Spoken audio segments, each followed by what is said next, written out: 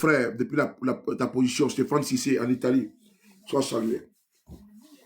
Et puis quand vous les voyez, c'est que les RDR. Non, c'est pas bon. C'est pas bon. Il faut que je continue encore un peu. Je donne des conseils.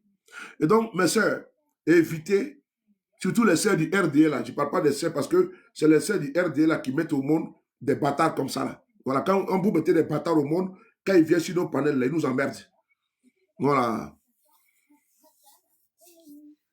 C'est-à-dire que c'est les messieurs du RDS à elles que je parle. Vraiment, ça va dire quoi? Il faut économiser. Nous n'avons pas envie de parler. Quand on vient faire un panel comme ça, là, on vient parler et puis partir. Mais à nous, vous mettez au monde là. Et puis ils viennent sur les réseaux sociaux là. Ça va dire quoi? Aïe au free pour le cas ça quoi. Voilà. Il est temps de te faire médecin fait. Kono il a mon de corona. Il fait qu'à boy corona.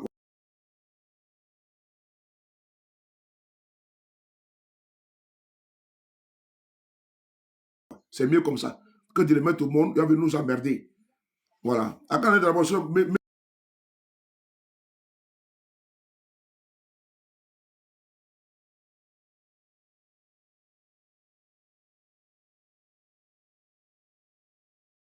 droguminade, hein? Drominade, hein? Comment dirais-je? Sondé, hein?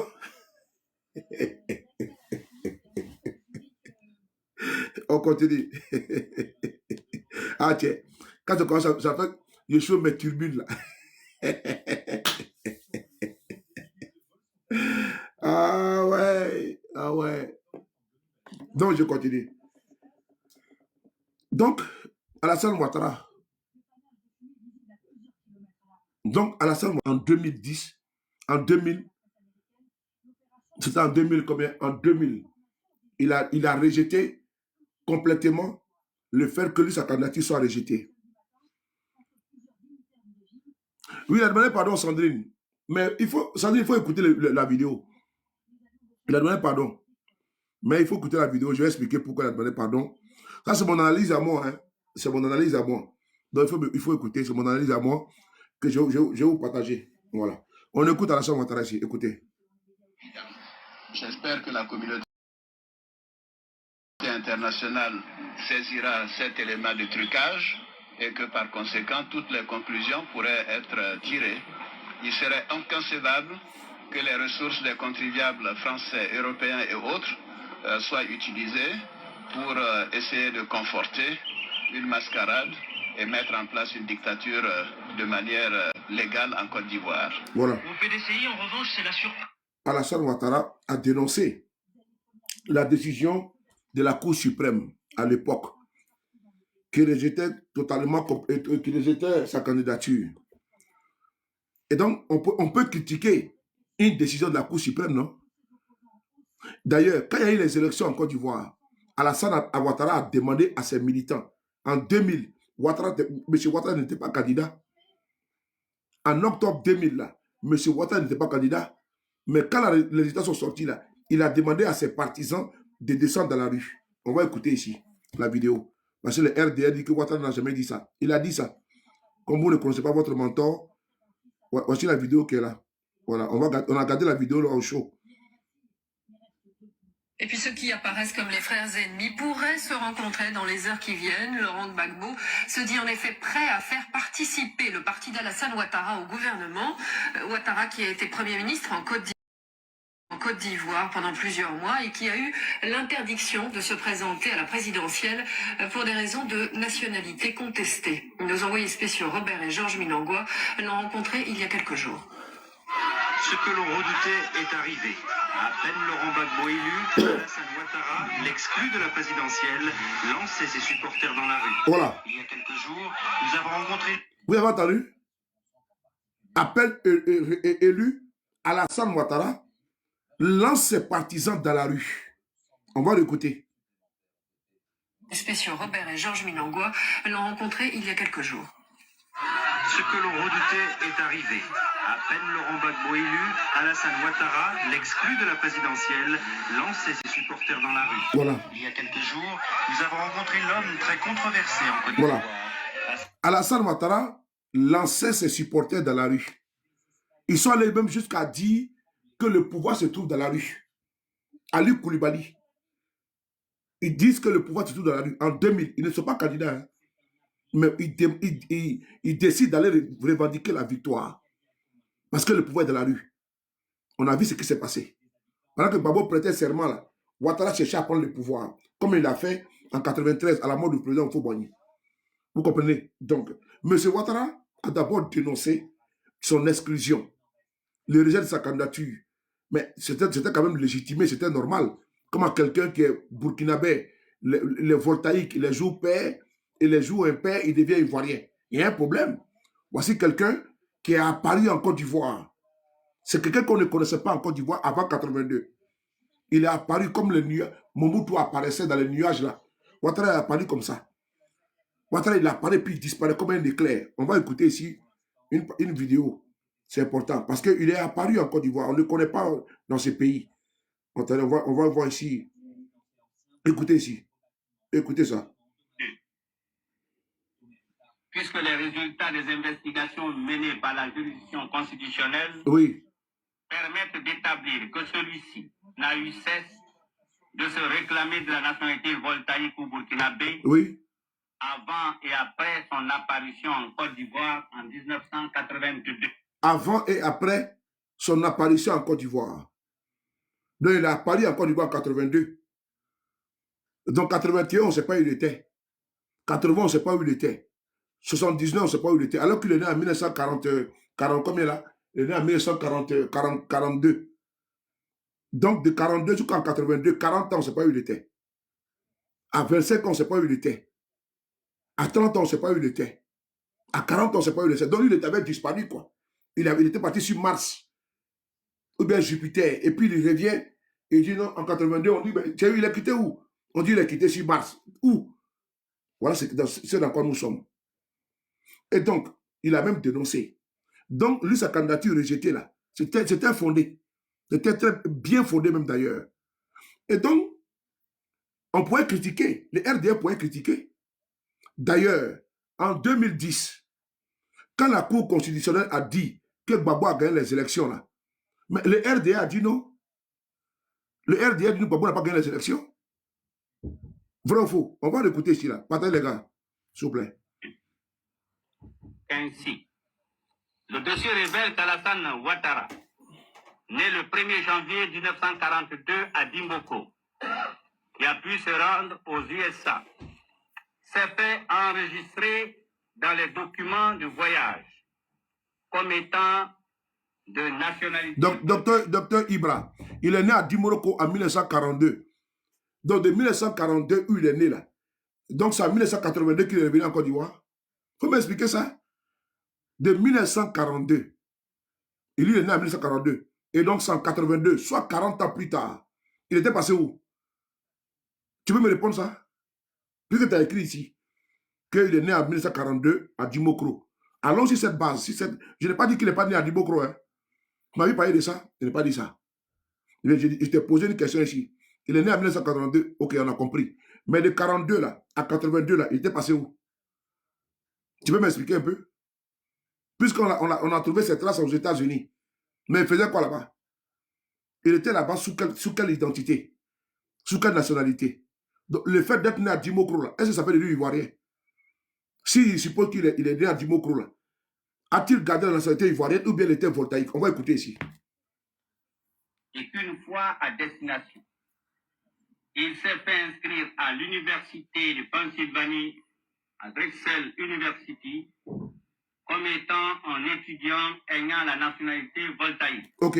Donc, de 1942, docteur Ibra, que tu as écrit là, et jusqu'en 82 là, lui s'est inscrit à l'université de Pennsylvanie comme voltaïque. Tu peux m'expliquer ça un peu? Il faut écrire, il faut que tu écrives. De 1942 à 1982, Ouattara, il était voltaïque. Mais comment tout à coup, soudain, brusquement, il devient ivoirien? Par quelle alchimie? Je pense que tu peux même nous expliquer ça. Tu es bien placé pour nous expliquer. Tu es un docteur. Comment quelqu'un qui avait la nationalité voltaïque, qui fréquentait aux États-Unis comme voltaïque, qui s'est marié comme voltaïque, qui était chauffeur de taxi comme voltaïque, qui a travaillé à la BCO comme voltaïque, au FMI comme voltaïque, qui a payé des immeubles en Côte d'Ivoire comme voltaïque. Mais comment lui s'est retrouvé et puis il est devenu ivoirien? Moi, je veux savoir de 40 là. C'est-à-dire de 1940 à 1982, il était voltaïque. Maintenant, comment il est devenu encore ivoirien? Il faut nous expliquer ça. C'est la partie, on va écouter ensemble. Puisque là, tu connais, tu es bien placé, tu vas nous expliquer. Tout comme lors de son mariage Oui, avec Dame Barbara June Davis, oui, le 10 janvier 1966 en Philadelphie, oui. il s'est réclamé de la nationalité voltaïque. Mhm. De même que sur sa carte de sécurité sociale numéro 165 40 92 Bon. 95. Bon, là, il s'est marié en tant que voltaïque à une femme, Dame Barbara Davis. Vrai ou faux? Donc, il faut venir nous dire, sortez-nous l'acte de mariage d'Alassane Ouattara, de M. Ouattara, quand il s'est marié avec Dame Barbara Davis, où c'est qui les ivoirien? Si M. Ouattara trouve que la cour suprême a menti sur lui, et mais comment tu vois? Que M. Ouattara nous sorte son acte de mariage.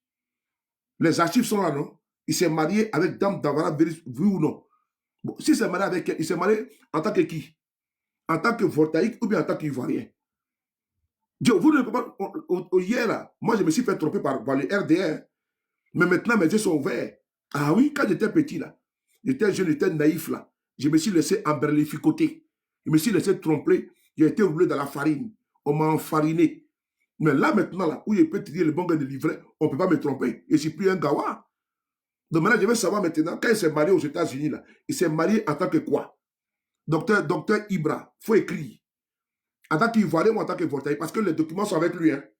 Donc si M. Ouattara est transparent, là, qu'il sorte le document de mariage, son acte de mariage, avec Dame Barbara Davis. Ça, c'est numéro 1. On continue. Ça va être numéro 2. Document de voyage, c'est voltaïque. Mariage, c'est voltaïque. On y va. Délivré en 1962, il a été nationalité voltaïque. On y va. Tout comme lors de son mariage. Oui. Avec Dame Barbara June Davis, oui. Le 10 janvier 1966 en Philadelphie. 10 janvier. Oui. Il s'est réclamé de la nationalité voltaïque. 2. De même que sur sa carte de sécurité sociale numéro 165 40 92 95. Oui. Délivré en 1962. Oui. Il a indiqué la même nationalité comme sienne. Ok.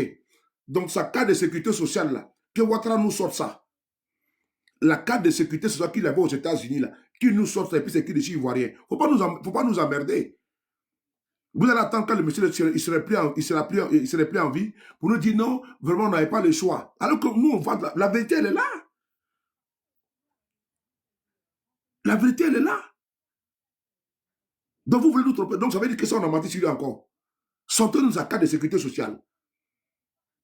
Vous voulez peindre l'image de M. Ouattara en falsifiant même son histoire. Parce que son histoire est là. Que M. Ouattara nous sorte ça. On continue. Que par ailleurs, une fois ses études terminées en Pennsylvanie, oui. Il est resté dans les documents de référence des étudiants étrangers ayant étudié sur le sol américain. Oui. Comme étant d'origine voltaïque. Ok. Bon, qui nous sort sa carte d'étudiant? Quand il était aux États-Unis, il était ivoirien. Est-ce qu'il était ivoirien? Sa naissance même à Dimokro, là, reste à poser. Parce que la naissance d'Alassane Ouattara à Dimokro, là, il faut qu'on aille creuser pour voir la vérité. Parce que la plupart, les Ivoiriens sont ici, ils m'écoutent. La plupart des gens qui sont nés 0101, là, la plupart, 1er janvier, là, on a mis machette dans leur âge. Voilà comment tu vois. La plupart des gens qui sont nés 1er janvier, là, les Ivoiriens sont témoins, ils sont d'accord avec moi ici. La plupart des gens qui sont nés 0101, là, ils ont mis machette dans leur âge. Donc, M. Ouattara, il est né le 1er janvier. Et puis, il a dit Bokro, il y a quelque chose qui ne va pas. Les actes de naissance falsifiés qui sont allés faire à la mairie là-bas, il faut qu'on voit clair dedans. Parce qu'un individu ne peut pas avoir trois identités. Tantôt il est né à Sendou, tantôt il est né à Dimokro, tantôt il est né... Il faut qu'on voit clair dedans. Parce que les Burkinabés disent que c'est leurs fils, c'est leurs frères. Parce qu'on sait comment... Ceux qui sont nés là, de façon avec les âges bizarres, les lieux de naissance bizarres, c'est le 0101. On va introduire son nom là-bas dans les fichiers là-bas, et puis on met son 0101. Depuis qu'on fait certificat de nationalité un dimanche, le juge là, Zorobi Balola, qui a fait le certificat de nationalité d'Alassane Ouattara, il a fait ça un dimanche. Le juge Zorobi Balola, il a fait le certificat de nationalité d'Alassane Ouattara un dimanche. Depuis quand on fait un certificat de nationalité un dimanche? Faut pas vous pouvez dire ça aux enfants là, vos enfants, des nouveaux TikTokers là, qui ont 18 ans, 20 ans, vous pouvez les tromper sur l'histoire de M. Ouattara. Moi, je connais M. Ouattara dans l'opposition. Mais dans l'opposition, je n'ai pas creusé pour savoir qui il était. Je ne savais pas, donc je me suis jeté pas dans le moule, dans la dynamique. Mais c'est maintenant avec du recul là, que je vois qu'il y a trop de fausseté dedans. Un faussaire, voilà pourquoi le président Bédié, sous son régime, ils avaient lancé un mandat d'arrêt contre lui. Voilà pourquoi la justice ivoirienne le cherchait et puis il a fui la Côte d'Ivoire. Parce que c'était un faussaire. Et c'était un faussaire. On continue. De même qu'il est établi que le 1er décembre 1982, oui, il a été nommé vice-gouverneur de la BCEAO sur proposition des autorités voltaïques en remplacement de leur ressortissant Charles Villa Caboret, admis à faire valoir ses droits à la retraite, puis décoré peu après, le 27 décembre 1982, en cette qualité par le ministre Abdoulaye Koné à Abidjan. Voilà. Est-ce que vous ne voyez pas que c'est structuré? On donne le jour, on donne le mois, on donne l'année, on donne le témoignage. Il a été décoré par Abdoulaye Koné comme étant voltaïque. Ça, c'est pas aussi faux. Vous ne pouvez pas nous mentir. Monsieur Ouattara, c'est un tas de mensonges. Monsieur Ouattara, c'est un tas de mensonges. C'est de la tromperie exacerbée. C'est la fausseté, comment dirais-je, amplifiée. Tout ce que de ce monsieur est faux. C'est du faux usage de faux. Voilà pourquoi le régime Bédié l'a poursuivi. Et il est rentré en Côte d'Ivoire par un coup d'État. Comment quelqu'un, on te dit que tu es voltaïque? Moi, aujourd'hui là, moi, sur le pays là, les militaires, elle a dit que je suis étranger. Alors que je n'ai jamais été étranger. Je n'ai jamais eu une nationalité étrangère.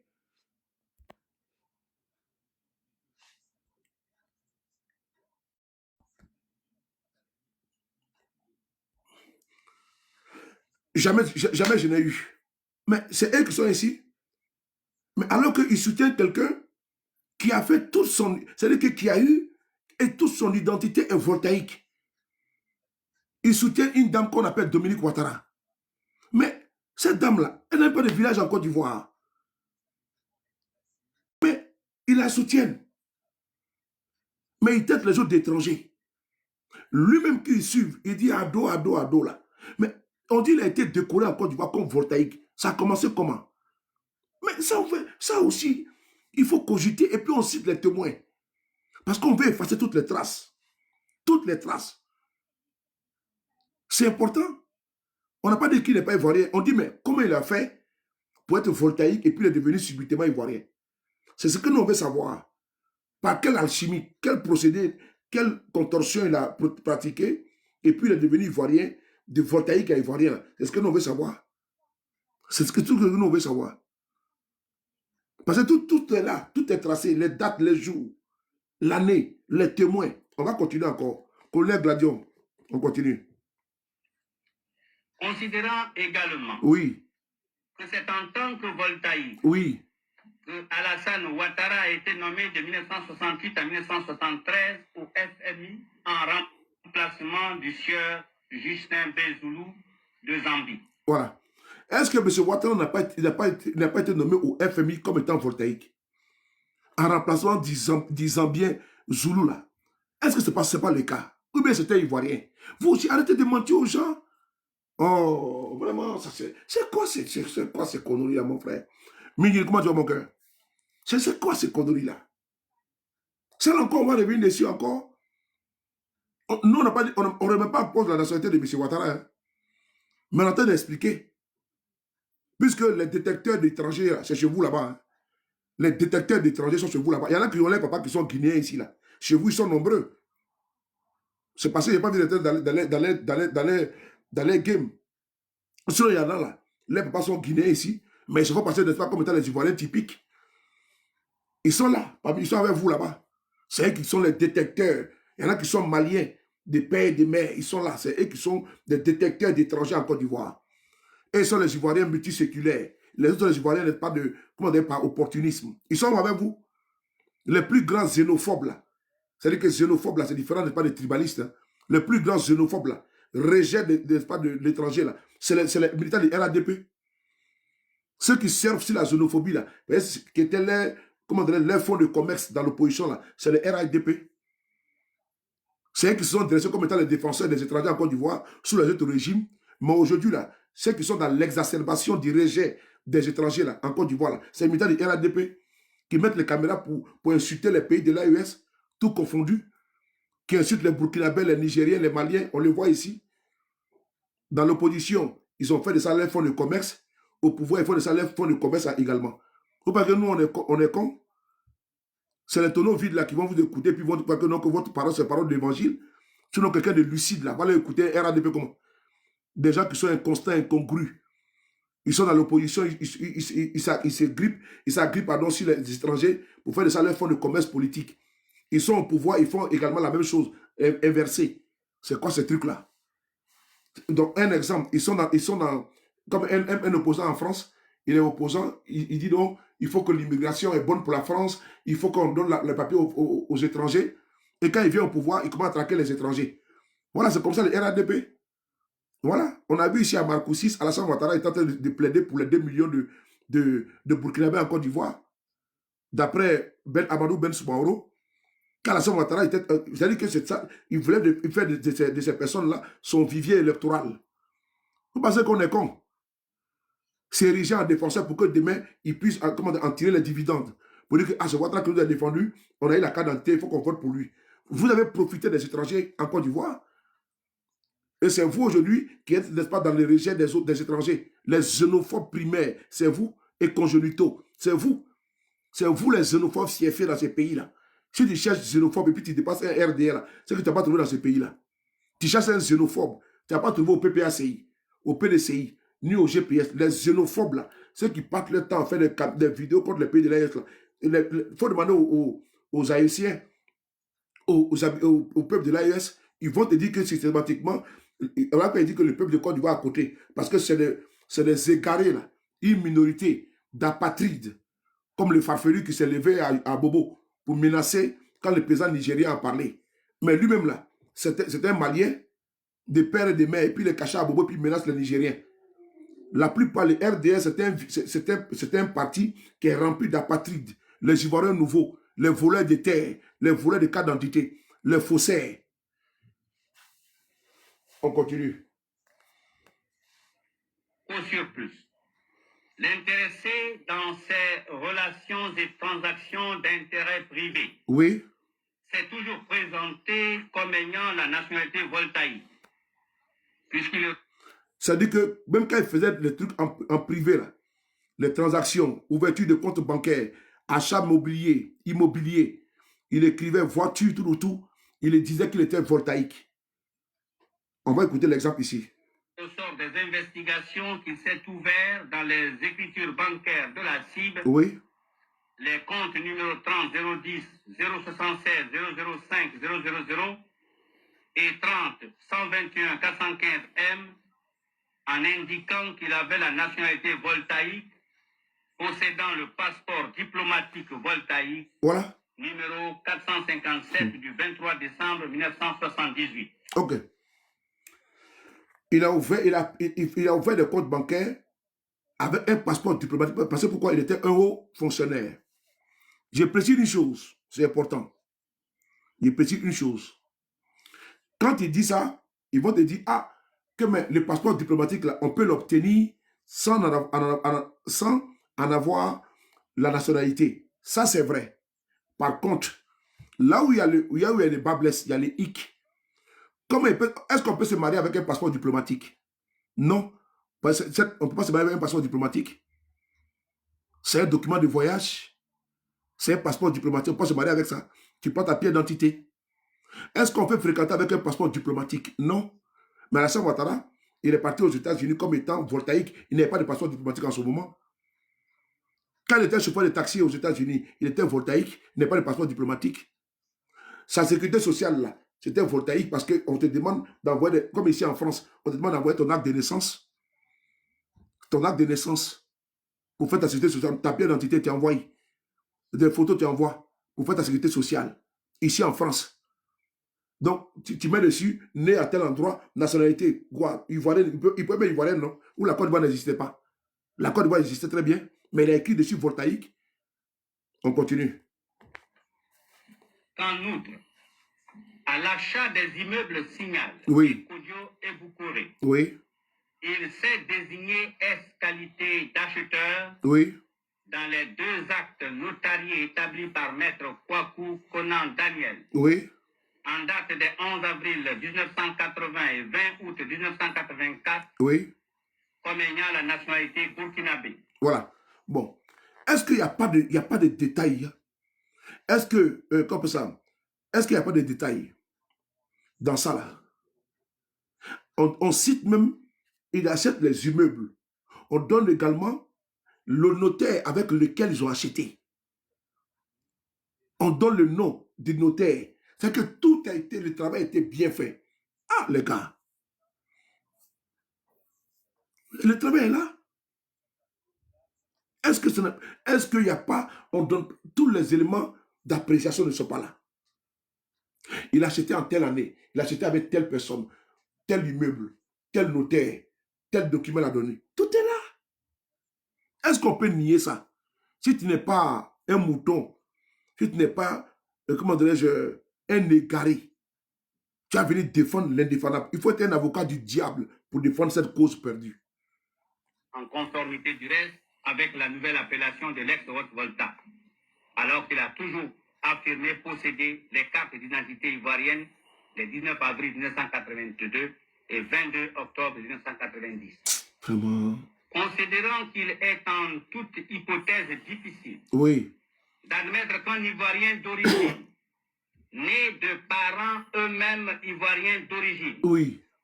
est comme réaction d'instinct Oui. de présenter des pièces d'identité non ivoiriennes Oui. à l'occasion d'actes d'intérêt juridique Oui. accomplis sur le territoire ivoirien. Bon, je m'arrête là. Vous avez vu, ici, il y a 8 minutes 17 et Michel était à 4 minutes 17. Il reste 4 minutes encore. Mais c'est grave ce qui est expliqué ici.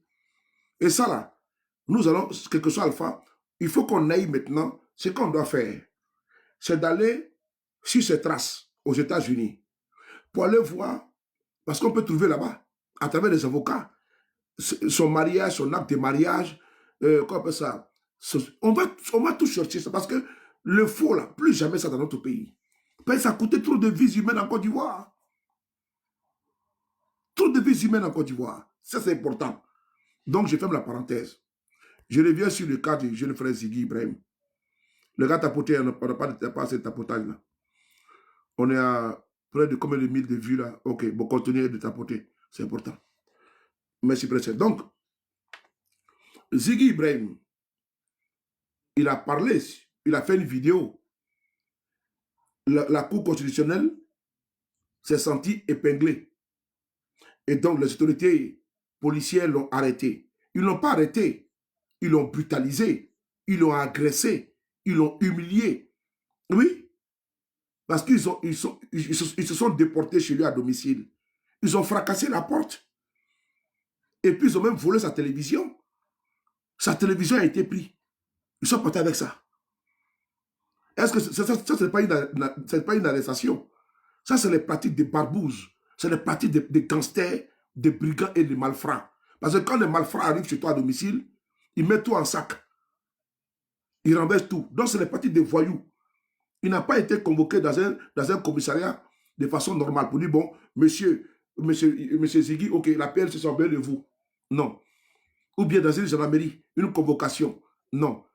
On débarque là-bas avec des encagoulés, on fracasse sa porte, on le frappe. Bon, toi, tu vas aller, je vais t'envoyer. J'ai cru que tu étais. Allez, monsieur Adi, moi, je suis très rapide. Donc, moi, je bloque très vite. Moi, on m'appelle la gâchette facile. Là-bas, comme vous voyez sur les panels là, ah, mon vieux, il faut me débloquer. Moi, je ne débloque pas comme ça. Quand moi, je bloque quelqu'un là, c'est que j'ai une cause. Parce que je ne bloque jamais par erreur. Quand je bloque là, pour moi, il n'y a pas ça validé. Si tu mets encore notre commentaire, mi bâtard sauté. C'est clair comme tu mets encore notre commentaire, mi djou frappé, c'est le djou là. Mais si tu mets encore notre commentaire, parce que moi ici là, je dresse les RDR, je les éduque, Chez moi, ici, il n'y a pas de désordre. Vous pouvez faire le désordre, mais chez moi, il n'y a pas de désordre. Il faut que ce soit très clair. Chez moi, ici, il n'y a pas de désordre. Je discipline les indisciplinés. Je corrige ceux qui sont dans les défauts. Donc, chez moi, ici, il faut être... Allez-y là-bas, sur vos panels. Moi, je ne veux pas ça chez moi ici. Je l'ai toujours dit. Je ne suis pas en quête d'abonnés du RADP. Moi, je m'adresse à l'opposition du Côte d'Ivoire. Je m'adresse... En tout cas, je cherche à abonner sauf RDR. Il faut que ce soit bien compris.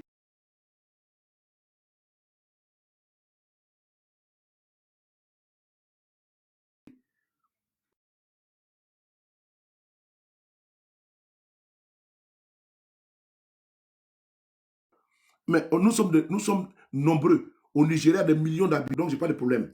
Donc j'ai besoin des Ivoiriens qui sont dans ma dynamique. Je n'ai pas besoin des RDR comme abonnés. Ça, je l'ai toujours dit. Je n'en ai pas besoin. Si tu es RDR là, tu viens sur mon compte, en tout cas, tu peux faire les commentaires, mais les commentaires désobligeants, déplacés là. Champion, moi, il te bloque et ne peut pas dedans. Moi, je n'ai pas besoin. Je n'ai pas besoin. Là même, je suis là, ici là. Moravide, Rabat-Joie, qui viennent ici. Mais les modérateurs, là, il faut le travailler rapidement. Hein. Il y a longtemps, Obi Koutikete. Obi Koutikete, Koukora Treni Bessé, quoi. Mais quand il parle en Djoula, ça rentre bien. Donc, RADP, là, je n'ai pas besoin de vos abonnés sur ma page. Je suis très sérieux.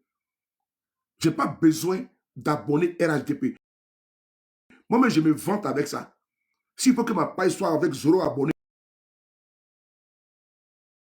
là, et puis ça reste qu'il y a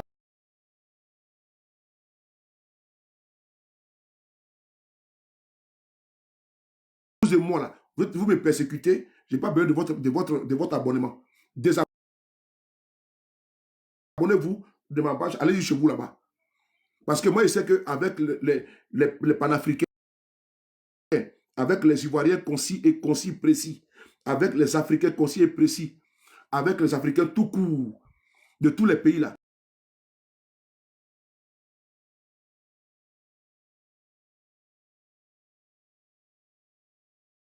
RADP. De ma page là, je ne suis pas abonné à une page RADP. Ça ne m'intéresse pas.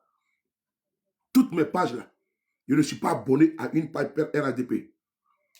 Il faut que ce soit très clair. La page de Soule de Paris là, combien de millions de vues et quoi là, je ne suis pas abonné à une page RADP. Je n'ai pas abonné. De Côte d'Ivoire, je suis abonné. Du Mali, je suis abonné. Mais RADP, moi, je prends ma page pour m'abonner. Tu me dis quoi? Je vais entendre quoi de toi, de vous? Je ne vais pas avoir les mots de tête. Je vais m'abonner à une page de RADP, puis on va toujours défiler les litanies là. Je n'ai pas besoin, j'ai pas vu.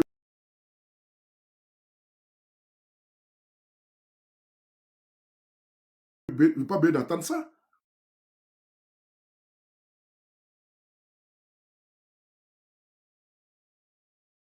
Je suis et sur le palais le suit. Et puis maintenant, quand il fait direct, je le vois dans le fil d'actualité. Même quand je vois même dans le fil d'actualité, même comme ça, on me propose là, je bloque en même temps. Tu vois, là comme ça, on me met pour toi, parce que on voit le compte que tu suis, c'est là.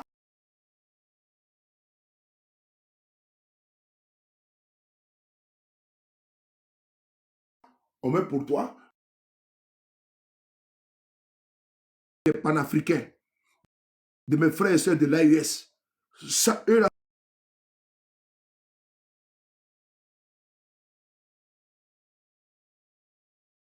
seulement me suffisent. Le reste là, allez-y, prenez votre chemin. Mère divine, mes salutations. Princesse, comment tu vas? Alors, donc, on va continuer.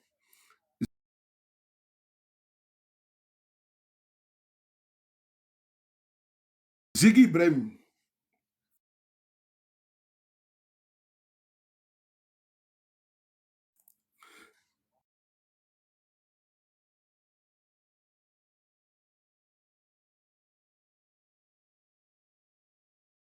Hey, Amane là-haut. Quand je suis chez Nina là-bas, parce qu'il y a encore un qui s'appelle PDG.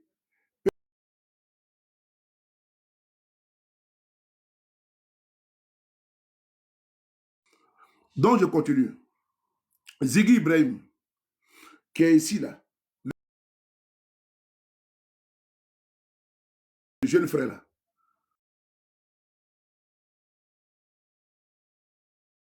Vraiment, ça.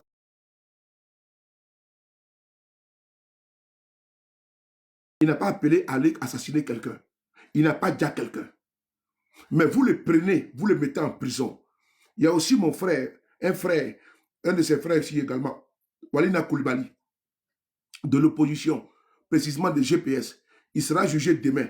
Je profite de cette vidéo pour demander à tous les militaires de GPS, de l'opposition, PPACI, PDCI, FPI, Société civile. Demain, Walina Koulibaly sera jugé au tribunal du plateau. Je vous demande d'aller le soutenir, comme vous le faites tout le temps. Les militaires de GPS, vous devez être au tribunal pour soutenir Walina Koulibaly. Il a tellement au bâtiment C.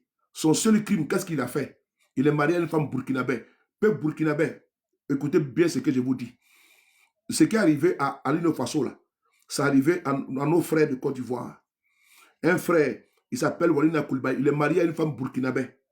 Il va à chaque fois pour aller voir sa femme, aller-retour. Voici le seul délit qu'il a commis. Ils disent que le va-et-vient qu'il fait au Burkina, là, il a fait coup d'État. Qui fait coup d'État, il veut préparer coup d'État avec le président Guillaume Soro. C'est-à-dire que le monsieur va au Burkina pour aller voir son épouse. Le va-et-vient qu'il fait. On dit non, il prépare un coup d'État. Donc le Burkina est devenu un pays hostile. Alors qu'il y a l'ambassade du Burkina Faso en Côte d'Ivoire. Ambassade de Côte d'Ivoire au Burkina. Les liens diplomatiques ne sont pas rompus. Mais par contre, un Ivoirien qui va au Burkina Faso pour aller voir sa femme, on trouve qu'il veut faire coup d'État. Vous voyez comment les gars là ils sont complètement apeurés. C'est-à-dire qu'il va au Burkina là, et là il est au bâtiment C. Ils sont allés chez lui à Bobo. Ils ont fracassé sa porte. Ils l'ont arrêté. Ils ont arrêté son frère. On dit il veut faire coup d'État. Ils l'ont mis en prison là-bas. Maïga, Ibrahim Maïga, il avait partagé un audio d'un gars des services de renseignement ivoirien et qui parlait dans un audio. Il y a de cela 1 an. Où il avait dit qu'un poste du président Guillaume Soro avait été arrêté là. C'est lui que je parle. Que parce que les gars font des va-et-vient au Burkina Faso. Donc faire des va-et-vient au Burkina Faso, c'est un délit. C'est devenu un délit. Voilà pourquoi il est arrêté. Donc demain, ils vont le juger. C'est la 3e fois qu'il est jugé. Vous voyez, des innocents sont en prison comme ça. Donc, il faut aller le soutenir, mes frères de GPS. Mes frères de l'opposition, il faut aller le soutenir. Ziggy Ibrahim, il n'a tué personne. Regardez, écoutez cette vidéo-là, vous allez voir. Vous allez voir que voici quelqu'un qui a déjà, comment on appelle ça, qui a assassiné, comment on appelle ça, à Nayo. Mais il a fait vidéo, il est là. Lui là. Nayo, c'est comme si, c'est comme ça. On me suit dans Nayo. En 2004. Oui. C'est jusqu'en 2017 qu'il a quitté le village. Il a 22 ans. Il a des fêtes là-bas. Oui. De temps en temps. Oui. Je suis dans Nayo. En 2004. Oui. C'est jusqu'en 2017 qu'il a quitté le village. Oui. Mais il pas des fêtes là-bas. Oui. De temps en temps. Oui. Pour 2020, vous êtes tué mon grand frère. Oui. C'est un Dumbia comme moi. Oui. Vous l'avez tué pour 2020, élection 2020, vous l'avez tué. Oui. Et ils n'ont pas parlé de ça. Ou bien, quand on parlait de ça, nous les jeunes, on a pris que ça allait se gâter sur nos... Et puis il dit jeune doula. Pour vous, non. Vous êtes plus en futur. Voilà. Non, c'est comme si, c'est comme ça. Lui à cause de lui que vous avez fait, c'est le président. C'est notre papa qui gouverne. Voilà. On le kiffe. Les papas Ado qui gouvernent. Donc, il a que 22 ans. Et à 21 ans, l'année passée, là, ils ont brûlé le monsieur qui est là. Lui et ses camarades. Ils ont brûlé le monsieur. Il est en liberté, hein. Et puis, il a fait vidéo pour revendiquer. Je cherche un RADP qui l'écrive ici, là, qui veut monter, venir m'expliquer cette vidéo-là. Quelqu'un qui reconnaît que nous avons assassiné quelqu'un, des gens. Ils ont même brûlé la personne. Mais il est en liberté. Il est en liberté. Et puis il fait vidéo pour revendiquer que moi je suis papa Ado. Et donc pour papa... Mais c'est terrible. C'est terrible. Lui, il est en liberté. Et on prend Ziggy, on le met en prison.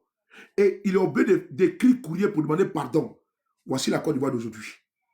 Voici la Côte d'Ivoire d'aujourd'hui. Mais moi, je ne peux pas soutenir ça. Moi, en France, là, on peut écrire un courrier comme ça. Ça, c'est un kidnapping. On prend l'enfant, le met en prison. L'enfant n'est pas jugé. Il a fait quoi? On dit qu'il a fait vidéo.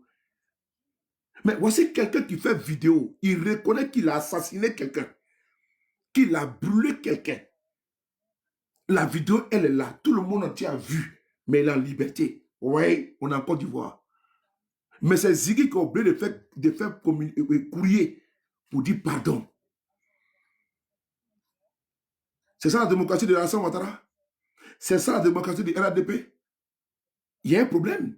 Entre Ziggy qui a fait une vidéo, qui n'a pas appelé, qui n'a assassiné personne, qui n'a pas appelé à la révolte, implicitement, ou bien de façon, comment dirais-je, cachée. Non. Il a fait une vidéo, portant le t-shirt, on va s'asseoir au maquis, on attend le résultat du Conseil constitutionnel. Ils insinuent qu'il appelle à la révolte. Mais quelqu'un qui va faire une vidéo de revendication, comme les djihadistes, quand ils posent un acte criminel, ils vont revendiquer. Lui, c'est un terroriste, ce monsieur-là, ce jeune-là. C'est un terroriste. Et puis, il veut faire une vidéo, il revendique. Et lui, il est en liberté. Et ça passe crème. Et on nous demande à nous d'accepter. Et sur des panels, ils sont verbeux, volubiles. Ils nous parlent de démocratie. Ça, c'est ça la démocratie, ça? Où on assassine des gens, on brûle des gens. Et puis celui qui a seulement fait une vidéo, lui, on le met en prison au bâtiment C. Au bâtiment C, je vous informe que c'est le bâtiment où se trouvent les criminels, les braqueurs et les assassins. Donc, Ziggy qui a fait une vidéo, lui, il est au bâtiment C, et c'est criminel, il est en liberté. Mais allez-y, c'est le monde à l'envers. C'est la démocratie de M. Ouattara. Ziggy qui a fait une vidéo, il est au bâtiment C. Et c'est criminel qui doit être au bâtiment C, comme lui, le pro-ado, lui, il est en liberté.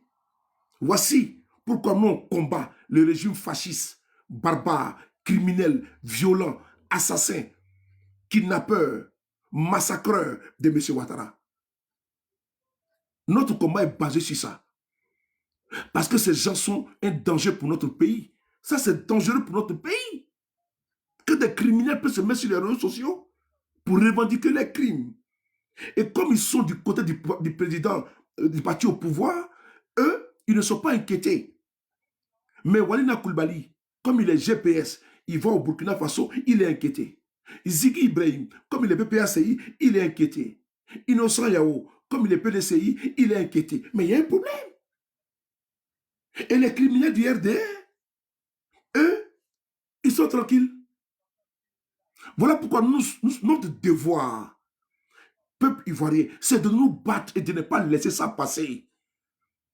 On ne peut pas déléguer ça. On ne peut pas transférer ça. Nos enfants ne peuvent pas être héritiers de ce régime totalitaire, brutal et barbare, autocratique et liberticide. On ne peut pas donner ça à nos enfants. On ne peut pas transférer la Côte d'Ivoire. Quand j'entends, ils disent non, après M. Ouattara, c'est son petit frère ou son fils. Mais c'est la continuation de l'hémorragie. Mais on doit arrêter l'hémorragie. On entend des vouloir stopper Alassane Ouattara, mais nous disons non, non, non, qui appelle lui, notre souffrance va continuer avec son petit frère. Mais eux, je pense qu'ils n'ont pas encore compris que le réveil sera brutal et fatal pour eux. Parce que pendant qu'ils se disent que tout est acquis, tout est bouclé, c'est géré là. Mais détrompez-vous. Détrompez-vous. Que vous allez vous lever un jour avec... vous allez vous dire, mais est-ce que c'est vraiment vrai? Parce qu'on peut tromper une partie du peuple un moment, mais on peut pas tromper tout le peuple tout le temps. Donc, il y a une partie du peuple actuellement qui est trompée par vous. Mais eux, là, ils finiront par comprendre. Et quand il y aura une communion entre les deux côtés du peuple, les deux parties du peuple, là, mais vous êtes foutus dans le film. D'ailleurs, nous, on n'est pas pressés. Nous, on ne peut pas accepter que des criminels comme ça soient en liberté et puis Ziggy soit en prison, Walida soit en prison. Et comment vous voulez qu'on peut débattre avec des gens qui ramènent la démocratie à seulement le développement? L'unité de mesure de la démocratie en Côte d'Ivoire, Ouattara a fait des ponts, la Côte d'Ivoire est en paix, c'est ça. Donc il peut y avoir une tyrannie, il peut y avoir une brutalité, il peut y avoir une cruauté contre les opposants. On peut les descendre, on peut les brûler vifs, on peut les décapiter. Mais pour eux, c'est l'unité de mesure de la démocratie dans notre pays. Mais nous, on ne peut pas accepter ça. On ne peut pas vivre en France. Et puis la plupart de ces personnes-là, elles vivent en France. Hein. Allez-y comprendre. Ces personnes déraisonnées là, elles sont en France. Elles vivent en France. Elles hument l'air de la liberté. C'est les enfants de France. Aux enfants de la patrie, le jour de gloire est arrivé. Mais quand ils demandaient aux enfants de France de prendre les armes, parce que dans l'hymne national de France, il dit aux armes et citoyens, prenez vos bataillons, marchons, marchons. Donc, ils demandent à leurs enfants de prendre les armes pour aller combattre les occupants.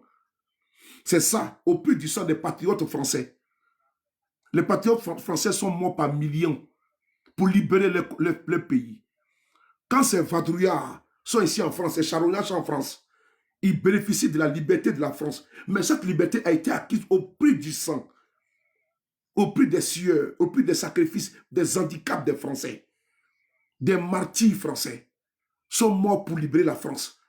Et nous bénéficions de cette liberté-là, égalité et fraternité. Il ne peut pas être en France ici, et puis ils profitent de la liberté, de la démocratie française, et puis ils abattent, et puis ils soutiennent une dictature dans notre pays. Et puis quand le ministre français convoque, invite son homologue ivoirien, ils disent oui, les soldats de parents doivent les rapatrier, mais ils sont malades. Vous pensez que la France n'est pas au parfum de votre crime là-bas?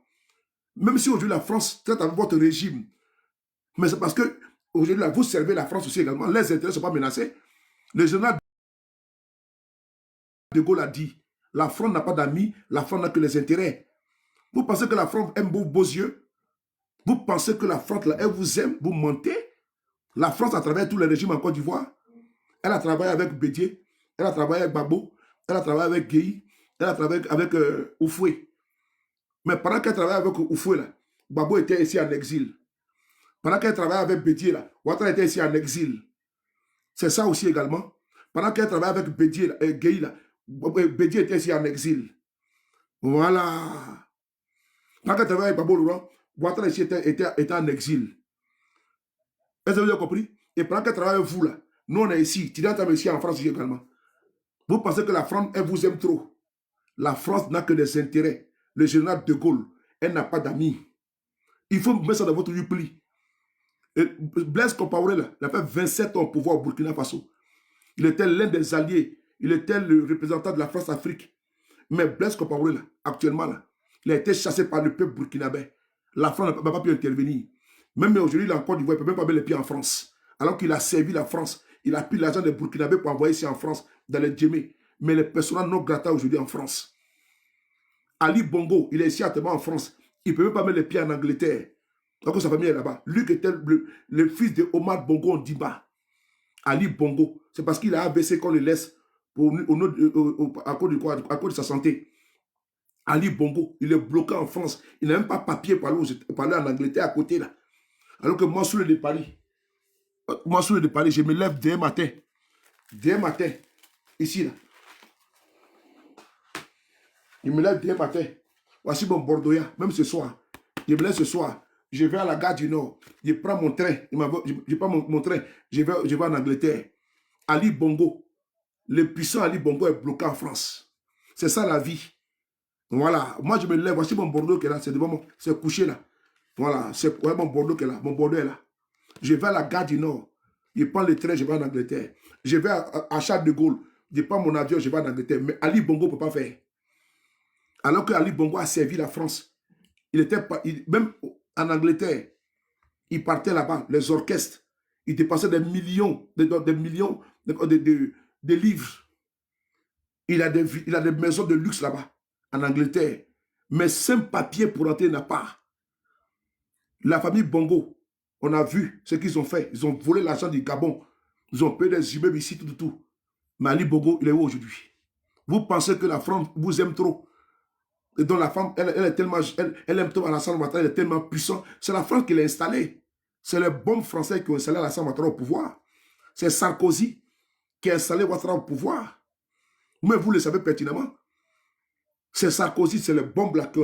Selon le Conseil constitutionnel avait dit que Gbagbo avait gagné les élections. Puisque vous êtes légaliste. Vous êtes légaliste, non? Donc, dans la légalité, là, dès l'instant, le Conseil constitutionnel parle. Vous devez laisser Gbagbo au pouvoir. Mais à cause de l'amitié entre Gbagbo et Sarkozy, là, et Ouattara et Sarkozy, là, Sarkozy a joué de ça.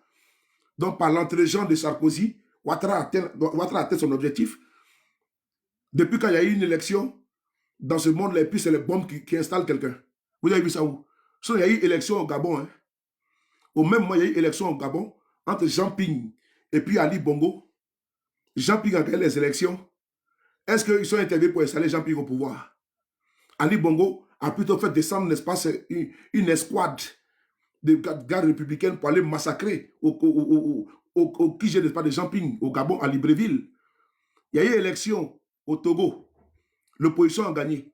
Est-ce qu'ils ont installé l'opposition au pouvoir au Togo? Zirkis Olympio n'a pas été installé. Ma maman, Caroline Thatcher, on est toujours ensemble, on est ensemble. Il y a eu une élection au Cameroun entre John Fundi et Paul Biya. John Fundi a gagné les élections en 83 ou 82, un truc comme ça. John Fundi il était au palais présidentiel. Il y a eu une élection au Gabon entre Ali Bongo et André Baombam. André Baombam a gagné les élections. Est-ce qu'il était au palais présidentiel?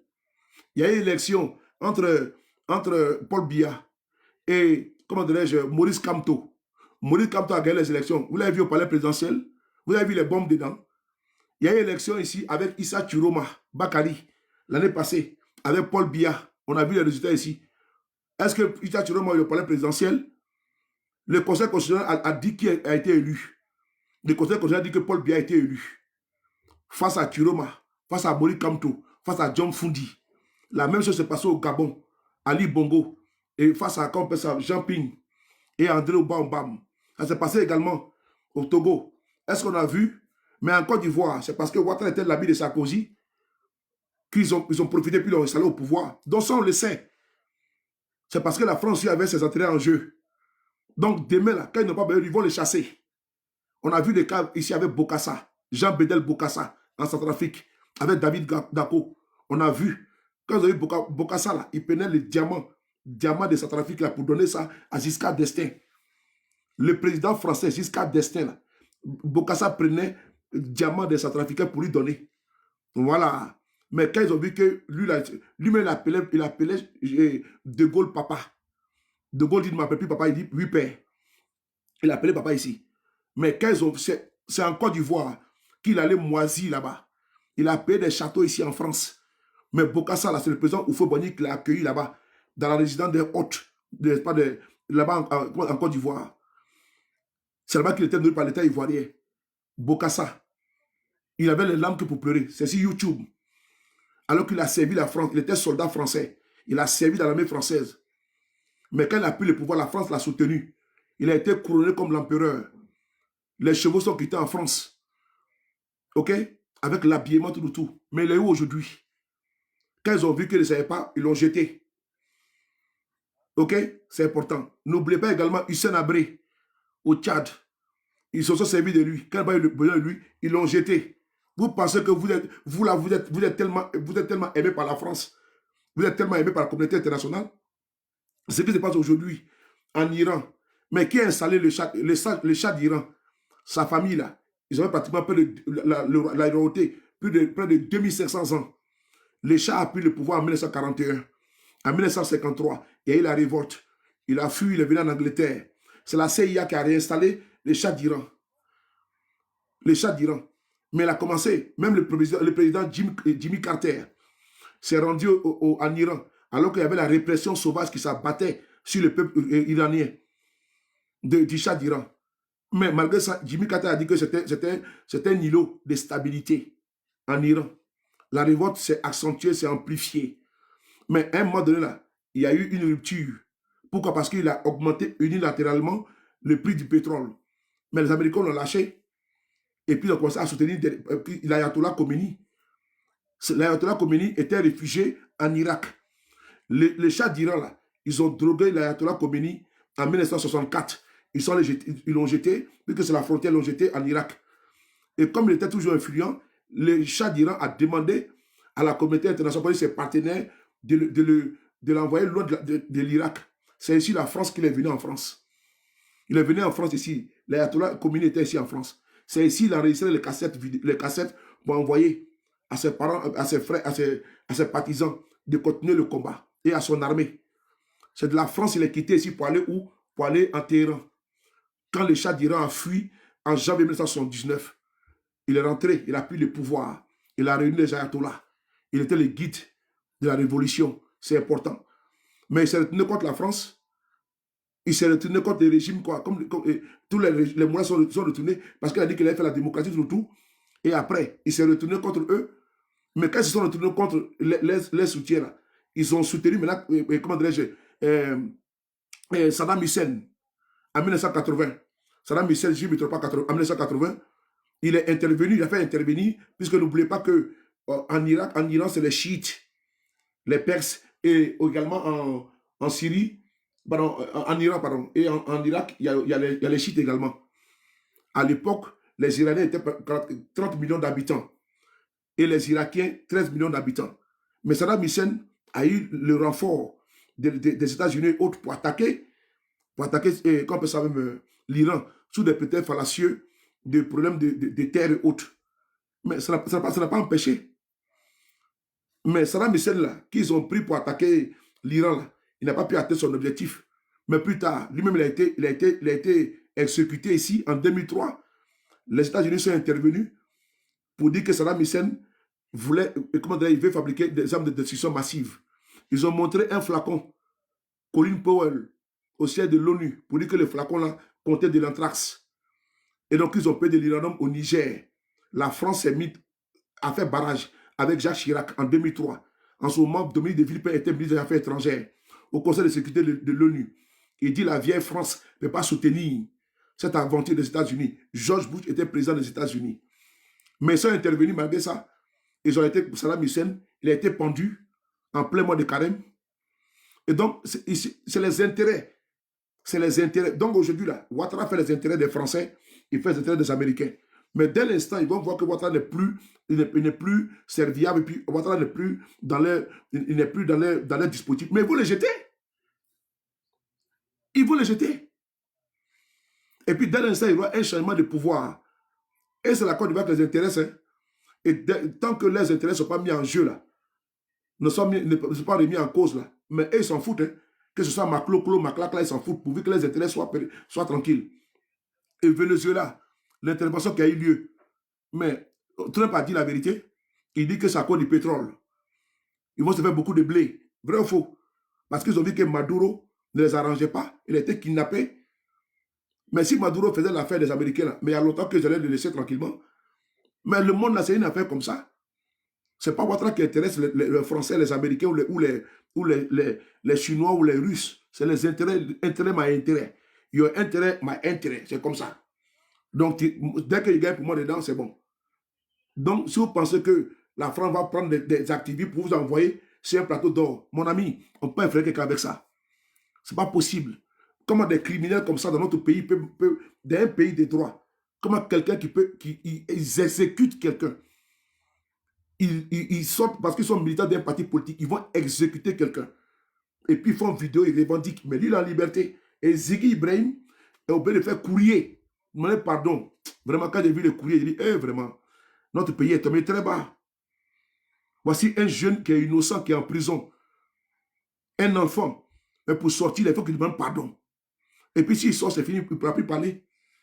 C'est terminé. Voilà. C'est-à-dire que toutes les voix dissonantes en Côte d'Ivoire, en bas, toutes les voix dissidentes en Côte d'Ivoire, là, on doit les écraser, on doit les broyer. Voici Ziggy Ibrahim, parce que le petit avait un aura, il avait une influence. On dit, bon, il faut qu'on le bloque. Et ils l'ont bloqué. Pour une petite vidéo, ils l'ont mis dedans. Et pendant ce temps, lui, on va l'écouter. Voilà. Si Dieu m'a pas tué seulement, moi, je kiffe Papa jusqu'à ma mort.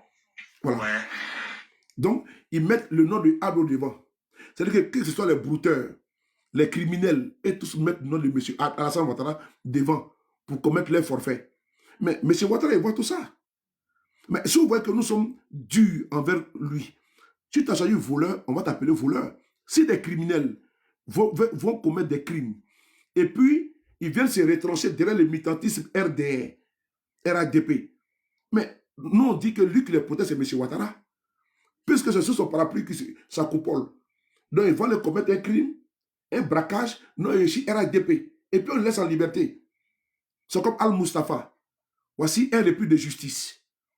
Je n'ai pas de problème avec lui, mais de façon claire et nette. Voici quelqu'un qui a passé le temps, un faussaire, un voleur, qui a pris le temps, Al-Mustafa, qui est devant nos yeux, qui a détourné des bons, des sénateurs. Il a été pris, il a été mis en prison ici devant nous tous. Il a été condamné à 5 ans de prison, mais il s'est balade. Il dit non, que lui, il a fait appel. Donc, comme il a fait appel là, c'est suspendu, il ne peut pas partir en prison. Ah bon? Voici quelqu'un qui a été condamné à un mandat de dépôt de 5 ans de prison. Et puis, il se balade, il vient en France tranquillement, parce qu'il est RADP. Voici quelqu'un qu'on appelle Makosso Camille. On a tous vu, et on a tous entendu, et on a vu comment sa femme est morte ici. Et on a tous entendu l'audio de sa fille, qui expliquait comment son papa, de façon violente, sa femme qui a été opérée, comment son père s'en est pris à elle. Mais elle est tombée. Donc, lieu d'appeler les secours, il a pris sa voiture pour l'envoyer à l'hôpital. Mais le monsieur est obligé de se mettre au RADP. Parce qu'à l'époque, Ambak était vivant, paix à son âme, pour avoir les parapluies atomiques, pour ne pas aller en prison. Et donc, aujourd'hui, quand vous le voyez chialer là, mais c'est parce qu'il sait que la mort de sa femme là, il faut qu'il se protège au RADP. Parce que le RADP là, c'est pour blanchir. Si tu es un voleur, tu n'es pas allé en prison par le RADP. Si tu es un criminel, tu n'es pas allé en prison par le RADP. Parce que c'est le parti des criminels. Si tu es un narcotrafiquant, parce que c'est le parti des narcotrafiquants. Parce qu'ici, on a vu, c'est pas moi qui le dis, Ahmed Bakayoko, ils sont allés enquêter contre lui en Côte d'Ivoire pour trafic de drogue, de cocaïne. C'est le journal Vice Média qui allait interdire, qui allait enquêter sur lui en Côte d'Ivoire. Narcotrafiquants, ce sont eux. Pédocriminalité, avec affaire de Nina Keita, Ashtin, c'est encore eux. Bon, vous voyez, c'est un parti de désordre et de bouillabaisse. Vous voulez également corruption, c'est le RADP. Gabégie, c'est RADP. Faussaire, c'est RADP. Vous voulez détournement de deniers publics, comme le DAF du ministère de la Santé, qui a détourné à lui seul près de 40 milliards. Mais il faut aller au RADP. Si tu veux voler et puis ne pas aller en prison, comme les Lassine Diaby, il faut aller au RADP. Tu n'es pas en prison. On va t'enlever de ton poste et puis après on te positionne quelque part d'autre. Si tu veux ne pas aller en prison, et puis on peut te donner l'argent pour faire la réfection des universités en Côte d'Ivoire, et que tu n'es pas allé en prison là, il faut le RADP. Je prends le cas ici de Cissé Bakongo, quand il était ministre de l'enseignement supérieur et de la recherche scientifique, mais l'argent était débloqué pour la réfection des universités. L'argent est passé où? L'argent est passé où? La police universitaire, l'argent est passé où? Nous avons des preuves. Si tu veux chercher la spoliation pour les terres, arracher les terrains des gens, va demander à Chantal Camara, l'actuel président de la Cour constitutionnelle de Côte d'Ivoire. Mais Chantal Camara, c'est elle là qui a voulu spolier la famille Boundi. Celle qui a atteint la Cour constitutionnelle, Chantal Camara, c'est elle qui a donné une décision unique pour exproprier la famille Boundi. Moi, je la connais, cette dame-là. Pour satisfaire les sales besognes des rasieurs, des rasieurs, des pilleurs de M. Ali Fawaz. Merci beaucoup, Zurichland. Merci beaucoup à toi, sans saluer. Je salue ici DJ Thio et Clem Clinton. Donc, on va écouter ce monsieur-là. C'est un criminel. Bon, quand je vois les RADP, on fait débat. Moi, je les montre cette vidéo. On dit quoi de ça là? On peut dire quoi de celui-là? Celui-là. Donc, Ziggy qui a fait une vidéo, je suis d'accord avec vous, mettons-le en prison.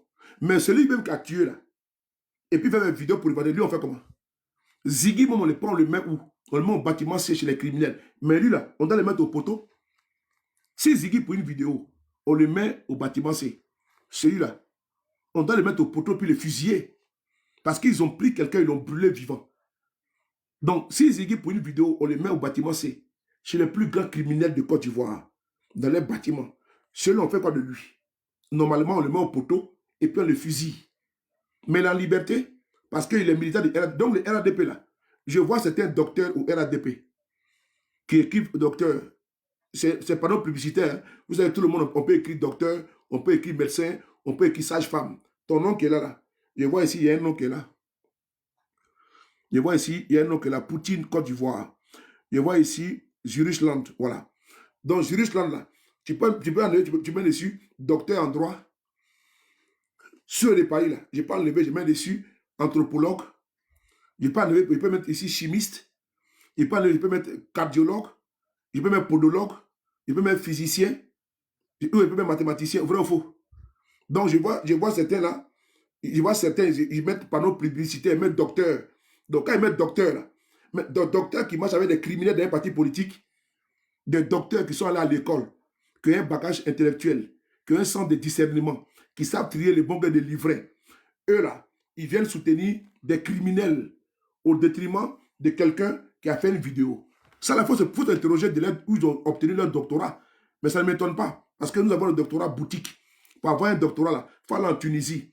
Ou bien tu fais un cours en ligne, tu n'es pas présent. Et puis, ils vont te donner, on appelle ça le nom, c'est comme, c'est boutique. J'ai vu que tu as l'argent, tu as porté la toge. On dit, monsieur, il y a un docteur, là, il a soutenu. Mais son français, là, c'est un français approximatif. Voilà.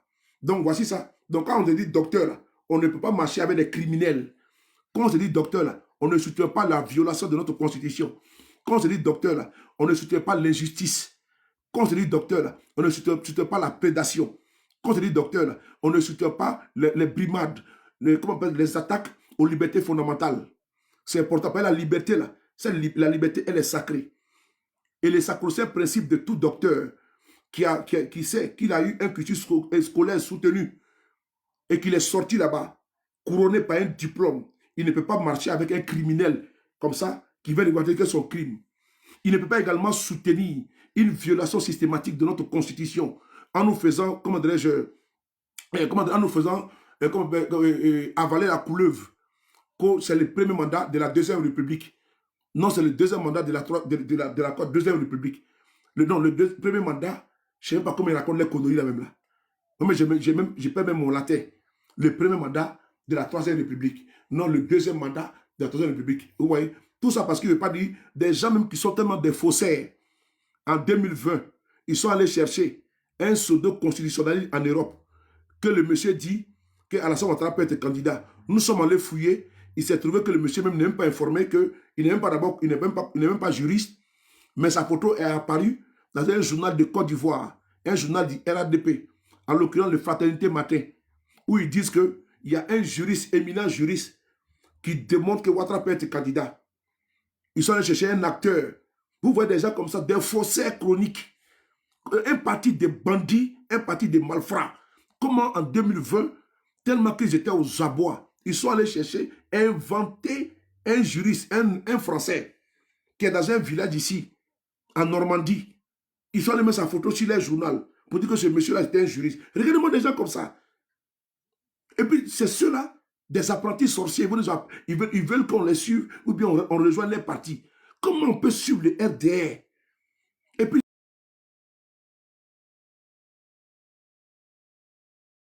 je vois des gens qui sont en Europe.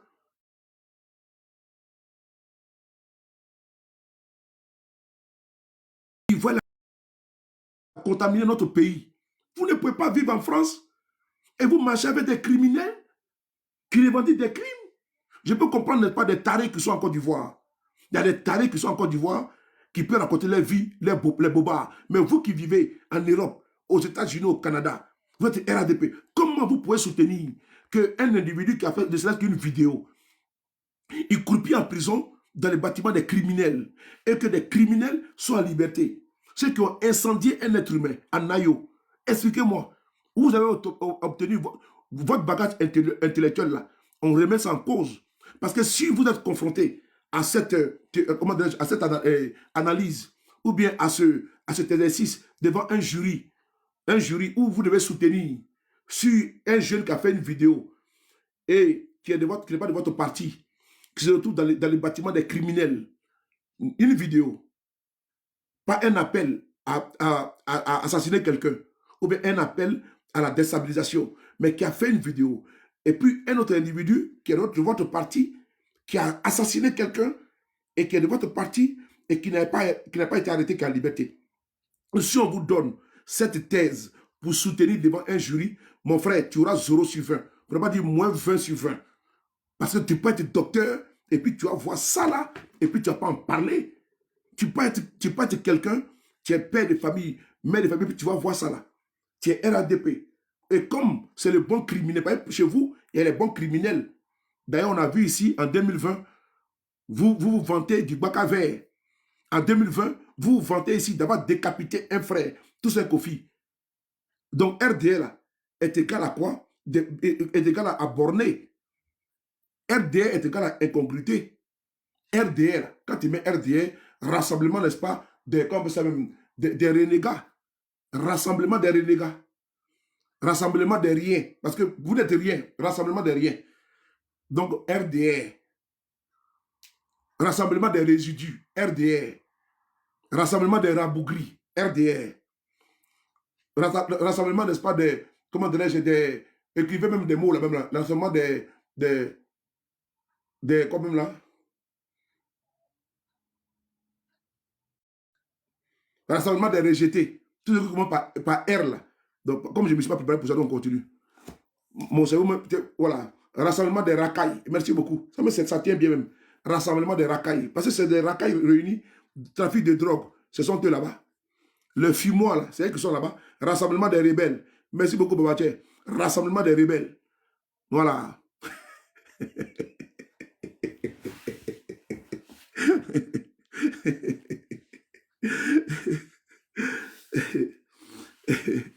Bon, on continue. Que comme ci, comme ça, c'est rentré, c'est sorti. Que n'aille comme ci, n'aille comme ça. Et, petit Djoula, quoi. Petit Djoula. Intestinal, ça y est. Où on dit à la mort, c'est là-bas, nous, les Djoula, nous, on s'en va. Ouais, là-bas, c'est une fois seulement. C'est plusieurs blessés parmi eux. Chez les Djoula, il y a 3 à 4 personnes qui sont blessées. Mon pote, Ramos, il est blessé ici. Mon frère Sang, il est blessé ici. Et puis, il met photo de mon oncle. On s'en fout. Vous avez commencé, nous on a terminé. C'est mon oncle. Ouais, c'est mon oncle. Il est en liberté. Voilà. Et il est fier. Et puis ça ne va pas quelque part. Parce qu'il est RDR. Parce qu'il parle de Papa Ado. Mais c'est tout ça là. Merci beaucoup, Zeus. Rassemblement des ruminants. C'est tout ça là qui nous pousse à nous battre et qui alimente notre détermination. L'injustice. Il faut se battre contre toute injustice. Moi, j'ai cru qu'au sein du RADP, il y a des personnes au moins qui sortent du lot. Mais non. Souvent, on fait une erreur d'analyse. Parce que la plupart, comme on dit, qui s'assemblent se ressemblent. Ils se rejoignent. Ils vont finir tout par dire non. Ils vont faire des comparaisons biaisées. C'est important. Donc, voici ça qui est là. Le jeune est là. Ziggy Brahim. J'ai vu son courrier. J'ai eu mal pour mon pays. Mais cet enfant, en t'attendant de pourrir, de moisir, un jeune qui a de l'avenir, qui est talentueux, en prison, pour une vidéo. Et pendant ce temps, je vois à côté, à gauche, je vois Ziggy, qu'ils ont mis en prison, pour une vidéo. Et à droite, je vois des criminels qui ont assassiné et puis qui ont revendiqué, qui sont en liberté. Parce qu'eux, ils sont du bon côté. Vous voyez? Du bon côté parce qu'ils disent Papa Ado. Et voilà pourquoi je trouve qu'il y a quelque chose qui ne va pas. Dès l'instant, quelqu'un commet des forfaits, des crimes, il dit non, moi je suis RADP. Donc RADP, ça dit que c'est synonyme d'impunité, d'injustice. Comment des gens, un exemple, vont rejoindre le RADP et ils seront amnistiés. C'est comme à Montano, Mabi Toakeuse. Ils étaient avec nous en 2020, dans la désobéissance civile. Mais ils ont rejoint le RADP. Quand ils ont rejoint, là, ils ont eu des postes. Ils ont eu des postes. Mabito que je le ministre actuellement, conseiller à la présidence, mais il était avec nous dans désobéissance civile. Lui, il a pris sa famille pour aller demander pardon. On dit, bon, toi, c'est bon, pour toi, c'est fini. Mais les autres, là, ils sont encore poursuivis. Vous voyez cette jurisprudence dangereuse qu'il crée. Donc, certains, là, ils vont passer leur temps à faire des vidéos ici. Et bon, demain, ils vont rejoindre RADP, ils vont, pardon, au RADP. Et on va les laisser tomber. Ils ne sont pas poursuivis. Mais les autres, là, on va les poursuivre. Mais il y a un problème. Mais vous voyez, non? Voilà pourquoi certains cas, ils trouvent, ah, on va demander pardon, on va nous pardonner. Vous voyez? Ça, c'est dangereux. C'est très dangereux. Donc, Ziggy, là, aujourd'hui, là, Walina Koulibaly, par exemple, il est en prison. Donc, s'il est demain, c'est comme le plan de M. Guillaume Soro. Les Soro Kanegi, qui étaient en prison, les Alphonse Soro et les Alain Lobognon, et ils se sont rapprochés de vous. Comme par hasard, eux, ils ont été. Alain Lobognon, le juge de jugement, même, il y a eu un deal avec ce Gogo Félicien de se démarquer de M. Guillaume Soro. Et ils ont été exemptés, ils ont été libérés. Vrai ou faux? Ils ont été ménagés. Et les autres, ils ont été condamnés à de lourdes peines parce qu'ils n'ont pas daigné quitter M. Guillaume Soro. Soul. Mais il est condamné pourquoi? Parce qu'il refuse de quitter son ami, son frère. Voilà pourquoi il est persécuté. Bon, vous voyez comment vous êtes? Dès l'instant, on est avec vous, on est protégé, il n'y a pas de problème. Si demain, telle personne qui a passé son temps à insulter M. Ouattara, à lui manquer de respect, à insulter sa mère, à appeler au coup d'État, à faire comme ci, comme ça, lui, il va arrêter chez vous. Ah non, c'est bon, c'est notre frère, il a été délivré, on a compris. Vraiment, on le pardonne. Ah bon? On le pardonne. Ah donc, lui, dès l'instant, on a des au RADP, ça absout, ça te blanchit automatiquement. Mais c'est ce que ça veut dire. Dans l'instant, les autres, ils ne font pas. Par exemple, sur le Paris, on n'a pas dit pardon à M. Ouattara. Lui, non, on ne peut pas le pardonner. Mais comme l'autre, il est venu dire non, pardon, monsieur le président. Et donc, lui, là, c'est grave. Merci beaucoup, SK. Merci beaucoup, SKS. Merci beaucoup, SKS. Merci beaucoup. Merci beaucoup. Merci beaucoup, SKS. Donc, par exemple, lui, moi, par exemple, sur le Paris, je suis là aujourd'hui. J'ai vu les cas, hein, j'ai vu les cas. Je prends le cas de mon frère Zoulou de Bogota, qui vous a rejoint. Ou bien, je prends Konaté Zié. Mais Konaté Zié, là, qu'est-ce qu'il n'a pas dit de M. Ouattara? Qu'est-ce qu'il n'a pas dit de Ahmed Bakayoko? Qu'est-ce qu'il n'a pas dit voilà. Mais aujourd'hui, là, il est avec vous là-bas. Mais il a été pardonné. Alors que le plus grand profondeur du président Ouattara, au début, dans le commande de M. Guillaume, c'est M. Konaté Zié. Mais il est là-bas. Lui qui a dit qu'il va envoyer les membres du RADP en exil, là, les Amadou Gon, là. Comment dirais-je, l'autre là, son nom c'est qui même là?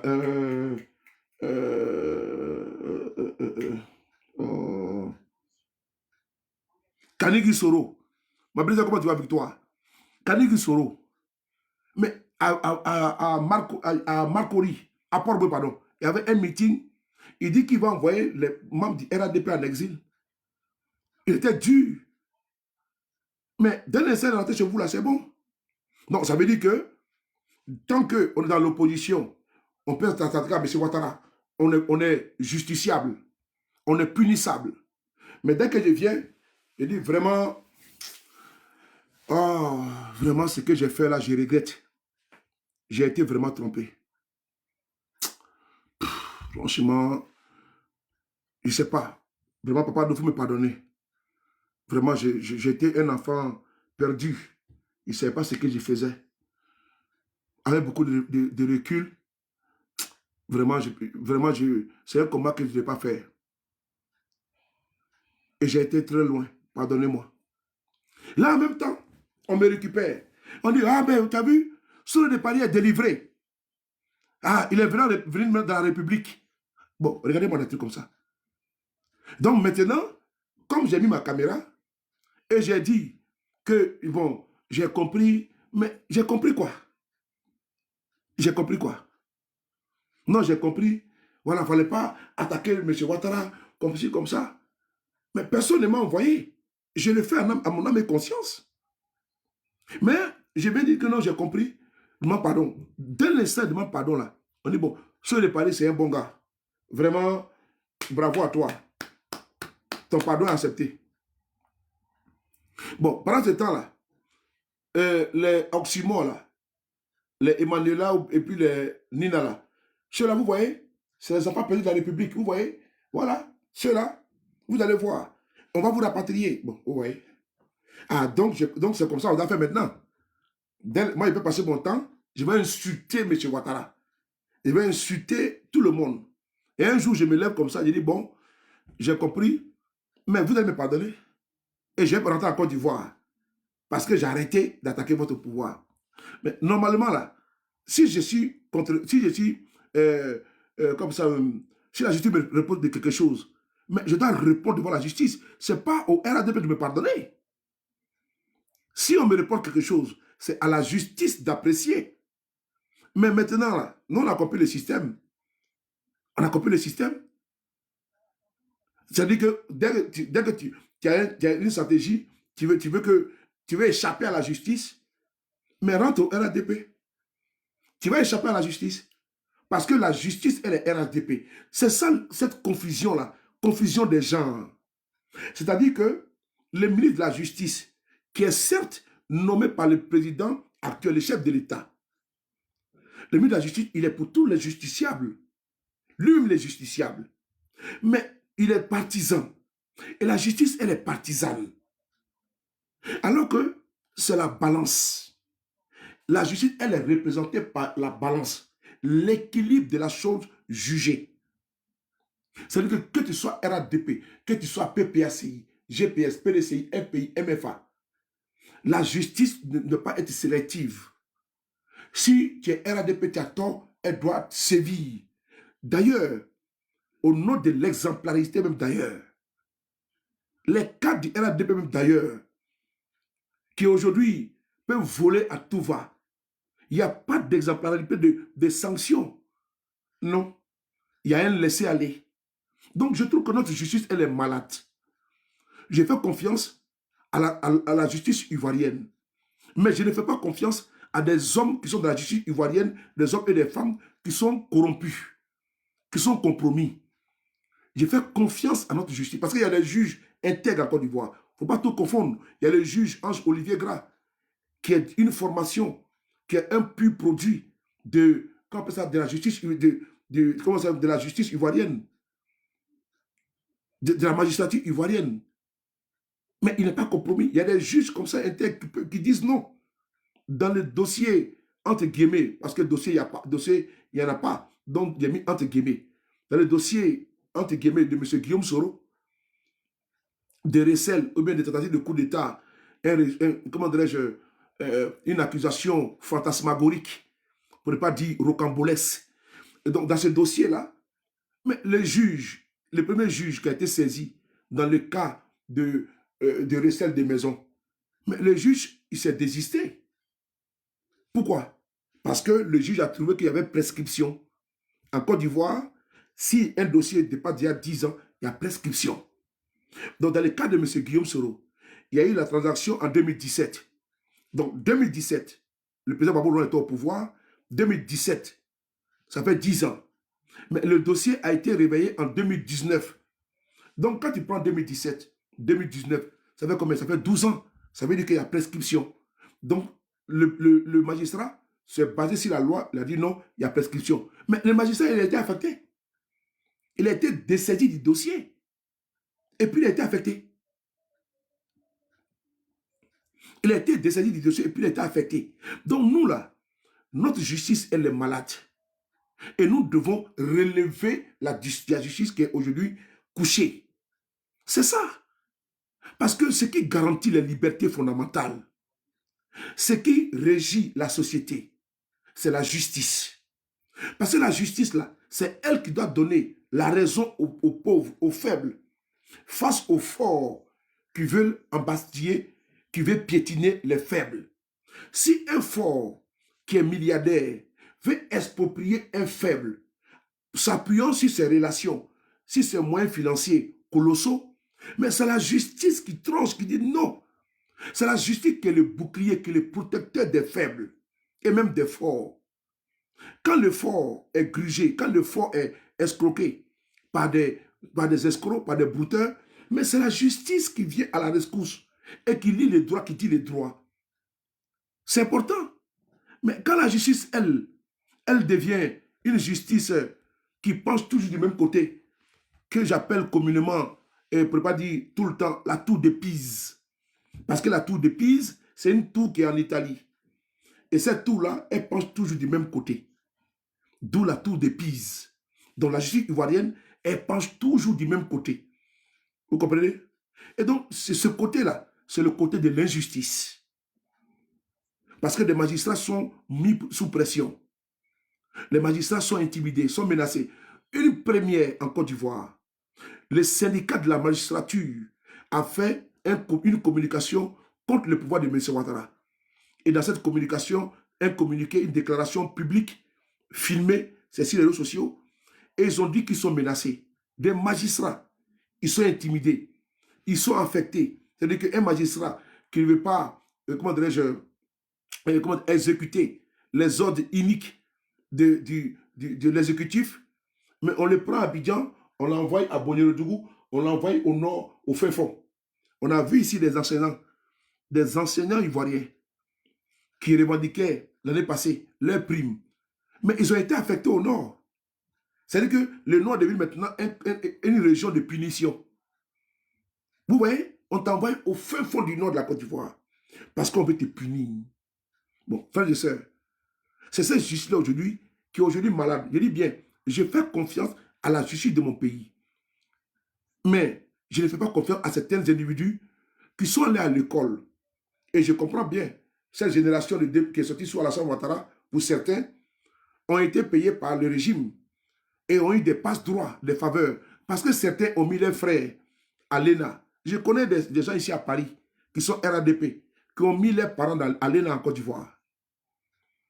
Je connais même une communicante du RADP qui a mis son propre frère à l'ENA. Ils sont pleins comme ça. On a vu dernièrement le concours de la douane. 400 personnes et tous étaient RADP. Un concours privé. Un concours public qui a été fait en catimini.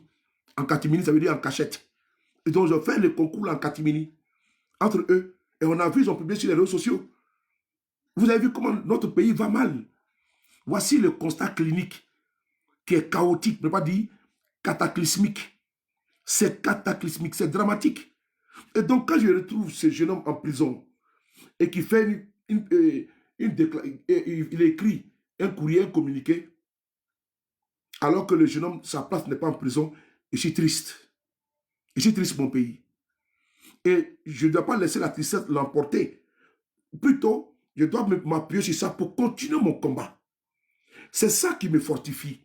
C'est ça qui me booste. C'est les injustices qui fouettent notre orgueil. Et d'ailleurs, même si les RADP également sont victimes d'injustice, je suis prêt à les défendre. C'est ce que j'ai plusieurs fois fait. J'ai défendu ici beaucoup de RADP qui ont eu des problèmes en Côte d'Ivoire, qui m'ont sollicité. Et c'est après, ils disent que sur les RADP, non, je n'ai pas ta coloration politique. J'ai vu des personnes, la plupart même de ceux qui me contactent là, c'est les RADP. Pourquoi? Parce qu'ils ne peuvent pas exposer eux-mêmes leurs propres problèmes. Ils ne peuvent pas passer par les cyberactivistes. Voilà pourquoi il dit à certains RADP de ne pas insulter le futur. Et de ne pas nous insulter parce qu'ils auront besoin de nous. Parce qu'il y a des choses qu'ils ne peuvent pas décrier. Nous, on est connus comme tels. Nous, on est connus comme étant ceux-là même qui dénoncent ce qui ne va pas les insulter en Côte d'Ivoire. Et donc, comme vous ne pouvez pas le faire, c'est nous, on peut le faire. Donc, il ne faut pas fermer la porte. Parce que tu auras bien le soleil de Paris qui viendra dénoncer une injustice qui s'abat sur ta soeur ou bien un membre de ta famille. Parce que tu vas voir les comités de RADP, ils ne vont pas faire ça pour toi. Parce qu'eux, ils auront peur. Ils ne veulent pas gâcher leurs relations avec des cadres. Un exemple, si c'est le ministère de la Justice, ou le ministère de la Jeunesse, il y a un problème. Il y a eu des problèmes là-bas. Moi, j'ai été sollicité. Mamadou Touré même s'est fâché contre moi. Pourquoi? Parce que des jeunes n'ont pas reçu leur formation. Il y avait pratiquement 300 jeunes. Ils m'ont sollicité. Mais j'en ai parlé. Mais Mamadou Touré, il est rentré dans une colère bleue. Lui et son directeur de cabinet, ils ont convoqué les jeunes là. les ont sermonné, les ont menacé de les mettre en prison. Si jamais ils m'informent, ils me donnent encore des informations concernant ça. Mais ils ont été filmés, j'ai ça avec moi, mais je n'ai pas exposé. Ils les ont appelés, pourquoi vous avez dit Assoulé de Paris, c'est monté, c'est descendu. Donc il y a des situations là. C'est moi je peux régler ça pour vous. C'est mes camarades de l'opposition qui peuvent régler ça pour vous. Après, je vous dis qu'on peut avoir des guéguerres politiques. Mais ce n'est pas des guéguerres, ce n'est pas nos relations humaines là, qui doivent se fracturer, se fissurer. Et donc, si moi, vous avez des problèmes, vous me sollicitez, je juge sur tout. Je vais mettre ma caméra. Et d'ailleurs, je ne ferai pas de chantage contre vous par rapport à ça. Non. Mais pour moi, je trouve que c'est normal de le faire. Moyennant 0 franc. Parce que c'est justement pour ça que je me bats. C'est contre ça que je me bats. Les injustices. Donc, vous ferez mieux de mettre de l'eau dans votre diamacoudi ou dans votre vin. C'est très important. Et ce que je vous dis, c'est important. N'oubliez pas ça. Vous avez des problèmes. Étant RADP, vous ne pouvez pas dénoncer. Parce qu'ils vont vous dire que vous voulez mettre à mal le pouvoir de M. Ouattara. Ah, vous voyez, l'opposition va récupérer. Voici ce qu'ils vous disent. Vous avez des problèmes là-bas, vous ne pouvez même pas dire à Soulé. Parce que vous avez dit non, vous avez honte de vos camarades RADP. Ils vont dire l'opposition va récupérer. Certains, même souvent, je me souviens, ceux qui faisaient les véhicules, qui importaient les véhicules ici en France pour envoyer en Côte d'Ivoire. Moi, je n'ai jamais importé de véhicule en Côte d'Ivoire. Et je ne suis pas opérateur, pardon. Dans le domaine, je ne suis pas transporteur. Et je ne suis pas transitaire également. Mais, quand il y a eu le décret là, j'ai été sollicité par des camarades d'Abidjan. Ils m'ont présenté le dossier, j'ai regardé, j'ai étudié. Et j'ai vu ici en France également, j'ai vu que vraiment, il y aura beaucoup de... Ça va faire beaucoup de dégâts dans le domaine du transport. Qu'est-ce que j'ai fait? J'ai pris le dossier à bras le corps. On a commencé à manifester même ici à Paris. Mais le ministre même du transport, Amadou Koné, il nous a conviés à une réunion. En ce moment, l'ambassadeur était ambassadeur Gomis, paix à son âme. Il était l'ambassadeur de Côte d'Ivoire en France. Donc, on a été appelé par l'ambassade, par Fatim et autres pour qu'on puisse venir, le ministre veut nous croiser. Puisque c'est nous que manifestions devant l'ambassade. J'étais là comme ça, assis, où je suis assis. Le ministre était en face de moi. Et nous étions pratiquement une dizaine de camarades, voilà, des domaines du transport et certains camarades activistes, comme Ahmed Konaté. Mais j'étais là ce jour-là. Mais la discussion a été franche et dure et sans reculer. Le ministre a trouvé que j'étais très dur en négociation. Le ministre Amadou Koné, il est là. Parce que je n'ai pas cédé d'un iota. Et il a même proposé de payer nos billets d'avion, 3 personnes, pour qu'on aille à Abidjan, pour aller continuer les discussions. Il a également proposé qu'il puisse m'octroyer avec certains camarades un délai de 6 mois exceptionnellement pour qu'on puisse avoir. Moi, je n'importe pas. Moi, je suis un activiste. Et je ne peux pas partir à Abidjan. Pourquoi? Parce que pour moi, c'était un piège. C'était un piège. Si on partait à Abidjan, j'allais m'arrêter. Donc, je ne peux pas partir à Abidjan. Les ministres, lui et moi, on a échangé les contacts. On s'est même écrit, même si email tout. Voilà, concernant le dossier. C'est là que je l'ai écrit pour dire non, que je ne peux pas partir à Abidjan. Pourquoi? Parce que, voilà. Donc, il y a eu des... Donc, pour vous dire que, moi, je ne tombe pas contre le ministre des Transports de Côte d'Ivoire. Il est venu ici. Après, on a pris la photo ensemble. Il dit, mais Soulé était trop dur, tout. Et puis, en aparté, il m'a dit, ce qu'il m'a dit, je vais vous le dire ici. Il dit, mais est-ce que tu penses que si M. Ouattara prend une décision, on peut revenir dessus? C'est là que j'ai compris que les dés étaient déjà jetés et même pipés. Parce que quand nous sommes en train de négocier avec un milice, et nous, il prend les deux corps dans ma tête en me disant que, mais est-ce que je pense que quand le président de la République, M. Ouattara, qui prend une décision, est-ce qu'il peut revenir dessus? Il dit, mais bien sûr. Il dit, ah non, quand M. Ouattara prend une décision, il ne revient pas dessus. Voilà ce qu'il m'a dit. Donc j'ai compris là que là, comment on appelle ça même, le dialogue était rompu. Donc ça ne servait absolument à rien d'aller à Abidjan pour aller soi-disant négocier parce que ça l'a abouti à quoi? Ça l'a couché d'une souris. Donc, je dis bien, le ministre des Transports, Amadou Koné, il est venu ici en France. On a fait une réunion de travail ensemble à l'ambassade au premier étage. Avec l'ambassadeur, on était Ahmed Konaté, une dizaine de camarades, tout, sur la table de séance. Voilà. Et vraiment, il y avait une fermeté. Moi, je suis quelqu'un, je suis très dur en négociation. Je suis très dur en négociation parce que je ne vends pas comme ça même mes commissions pour les broutilles. Et j'ai défendu ma position. Merci beaucoup, Sommet, pour le cadre. J'ai défendu la position des importateurs et des personnes qui sont dans le domaine du transport. Je l'ai fait jusqu'au bout. Et qu'est-ce qu'ils ont fait? Plus tard, les militants du RADP, ils sont rentrés dans la manipulation. Ils ont dit non, vous voyez, l'opposition veut récupérer ça contre le pouvoir de Ouattara. Ce sont les opposants. c'est les soroïstes tout. Ils sont tombés dans les panneaux. Ça, comment tu vois? Ils sont tombés dans les panneaux. Et ce qui a fait que les militants du RDR qui étaient dans ce combat-là se sont retirés parce qu'ils sont allés les voir pour dire non, que nous, là, nous avons un objectif politique qu'on veut utiliser pour tomber le pouvoir de M. Ouattara. Mais vous, c'est votre domaine. Nous sommes les communicants. Et vous appuyez sur nous. C'est là que l'Union fait la force pour atteindre votre objectif. Ils sont venus dire non, vous voyez, c'est les opposants. Yannick, comment ça va, Yannick? C'est les opposants.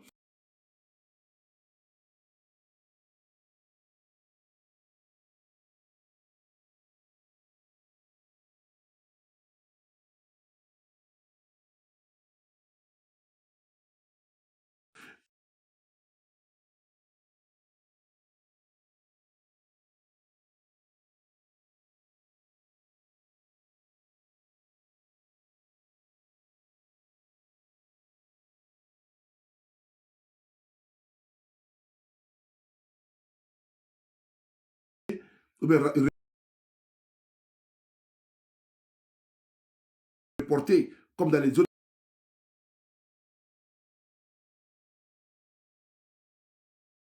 Vraiment appuyer notre dossier. Mais comme ils sont venus les voir pour dire non, frère, vous voyez, les sous des pays, les Ahmed Konaté, là, vraiment, c'est des gars de Soro, là. Hein. Ils veulent mettre en politique, il faut tomber le pouvoir de Ouattara. Et les RDR, comme ils sont facilement manipulables, mais ils ont matché. Ils ont mordu à la maison. Et puis bon, le combat s'est arrêté là. Aujourd'hui, qui est en partie? C'est eux qui sont obligés de prendre les véhicules ici, rouler dans le désert, aller jusqu'à Côte d'Ivoire. Ou bien ils passent par le Togo, ils passent par la Guinée. Moi, mon problème, moi, je m'en fous. Il y en a qui ont perdu le boulot en Côte d'Ivoire, dans le domaine du transport. Mon problème, moi, je m'en fous. Voilà, je n'ai pas de domaine du transport. Donc, ceux qui ont perdu plus, c'est ceux qui sont en France, ceux qui sont en diaspora, parce qu'avant, on pouvait envoyer des véhicules depuis des 5 ans en Côte d'Ivoire. M. Ouattara est venu mettre un décret, je ne sais pas qui l'a inspiré, et aujourd'hui, les Ivoiriens payent le pot cassé. Donc, les pots cassés. Mes amis de GPS qui est en Côte d'Ivoire, Walina Koulibaly sera jugé le 2, c'est-à-dire demain, au tribunal du plateau. Sortez nombreux. Et les GPS qui m'écoutent ici, envoyez les messages à nos parents, à vos amis qui sont en Côte d'Ivoire, d'aller demain soutenir Walina Koulibaly. Également, mon soutien aux jeunes Ziggy Ibrahim, qui aujourd'hui traverse des moments difficiles. Il a écrit un courrier, un communiqué, pour demander pardon à la présidente de la Cour constitutionnelle de Côte d'Ivoire pour sa vidéo qu'il a faite. Donc, cette démarche, moi, je ne la dénonce pas. Voilà, c'est la stratégie. Voilà, parce qu'il est en prison, la prison n'est pas facile. Il veut sortir de là-bas. Si c'est le procédé, si c'est par là que ça peut marcher, que ça marche, pardon, pour qu'il puisse sortir, pour qu'il puisse recouvrer la liberté, parce que la place n'est pas là-bas. D'ailleurs, ils sont nombreux qui sont en prison, qui n'ont pas leur place en prison. Donc, voilà pourquoi Bon, attends, moi, je vais bloquer celui-là. Voilà, bloqué, merci. Voilà, bloqué, voilà. Voilà, bloqué, merci. Donc, je viens ici pour dire à mes frères de GPS, n'oubliez pas demain pour Walina Koulibaly le 2. Et Ziggy Ibrahim, son courrier qu'il a envoyé, demander pardon.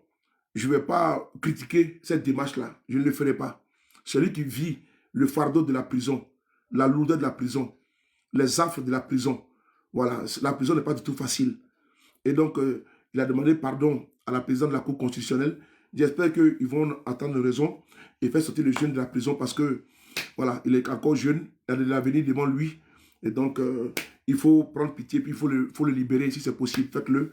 Voilà, parce que sa place est dehors. Même s'il sort, bon, comme Innocent Yao, tout, vous pouvez voilà, il peut mettre sur contrôle judiciaire avant son jugement, comme il n'est pas encore jugé, mais vraiment, il faut prendre en compte son courrier. C'est important, voilà, il a reconnu, on dit, une faute avouée est à moitié pardonnée. Il a reconnu qu'il a fauté. Je pense que, j'ai présenté une vidéo ici, je n'ai pas fait de pléonasme, c'est-à-dire la répétition. J'ai présenté une vidéo ici, il y a un individu. Donc, quand on fait la comparaison, voilà, vous allez me dire que comparaison n'est pas raison, mais lui, son délit est gravissime que ce que Ziggy a fait. Mais Ziggy se retrouve en prison et lui, il est en liberté. Donc, vraiment, je pense que dans ce mois de pénitence, que le mois de jeûne, il faut prendre pitié. Voilà, vous qui êtes aujourd'hui aux affaires, vous priez Dieu, vous faites le jeûne. Ceux qui sont aujourd'hui en prison, là, pensez à leur cas. Parce que dans la vie, là, on ne sait jamais de quoi demain est fait.